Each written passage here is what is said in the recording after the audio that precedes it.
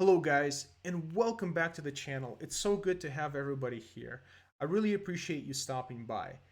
Today I'm going to do something a little bit different than what I've done in my previous videos, and today I'm going to take a news article that I think is absolutely interesting and fascinating and try to break it down for all the cool science and technology and implication that it has, and I'm going to try to do it in a 5-minute take so that we can dissect the information and really just try to delve into the exciting news that goes on in the scientific world all around us. So today's news actually comes from Science Alert, and it talks about Titan, which is a mysterious moon out in the reaches of space that orbits the planet Saturn.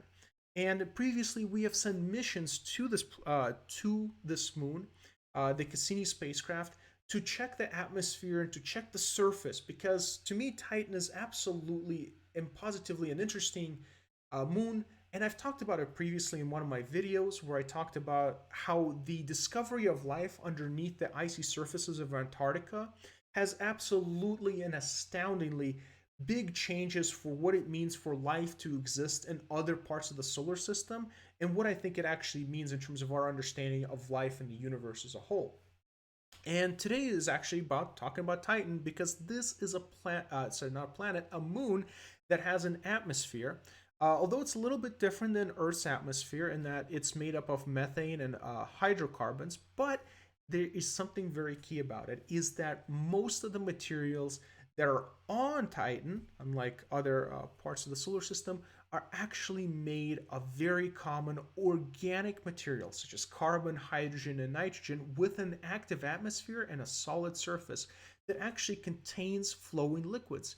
It has lakes of these hydrocarbons, like we see here, that exist at absolutely staunchly cold temperatures of negative 178 degrees Celsius. That is absolutely insane. But they do exist, and life could potentially exist underneath these lakes. We do not yet know.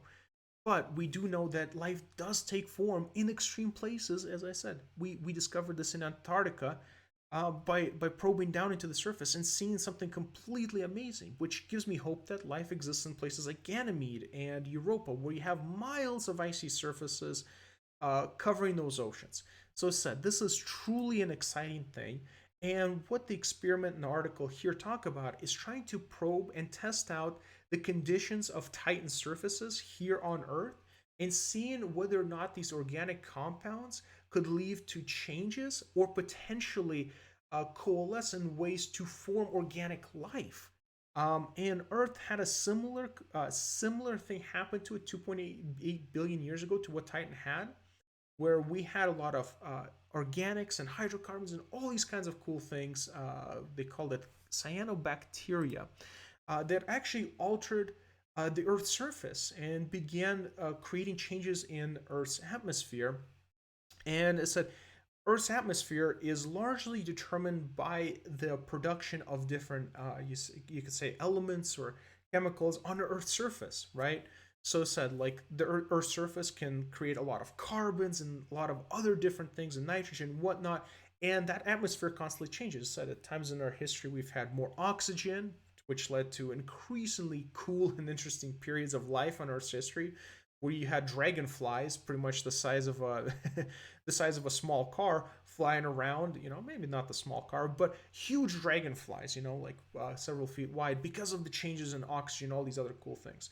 But I said I digress, because I said Titan to me is really just this primordial playground of chemicals and elements that exist that could hold the potential for life, and that Titan might be just in its first phase of trying to form organic compounds to build life. And to me, that's exciting, because I personally believe that life exists in a lot of places across the universe, and I think it even actually holds here in places like maybe Europa and Ganymede. I said I'm just speculating, but I'm highly optimistic.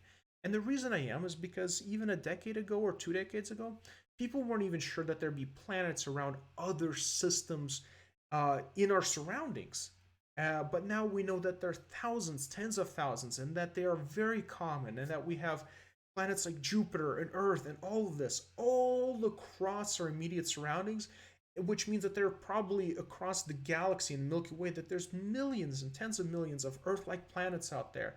But if life can take a place and hold, and we can prove that in a place like Titan, which I said we're going to explore further with this Dragonfly mission in the 2030s by NASA, then it truly has astounding implications. Because I said finding life in Antarctica was the first step to saying life exists in the most extreme places. But finding that it could form and potentially exist and alter the surface of a moon in negative 178-degree weather on Titan, that's truly game changing, because that means life is astoundingly abundant, which means that there's a potential for intelligent life increases that much more. Because if we have life in a place like Titan, ooh, the implications are insane. And these experiments and this research is going to lead us to the right path.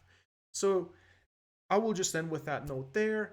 Thank you for stopping by. I really appreciate all the likes and support that I get from the people that do watch my material. If you like it, please feel free to share, like, and subscribe. Engage in the discussion. I'm always open to having people here. As I said, I love science. I love talking about science, and I'm going to try to make this a daily thing. So again, thank you for stopping by. I really appreciate the support, and I'll talk to all of you later.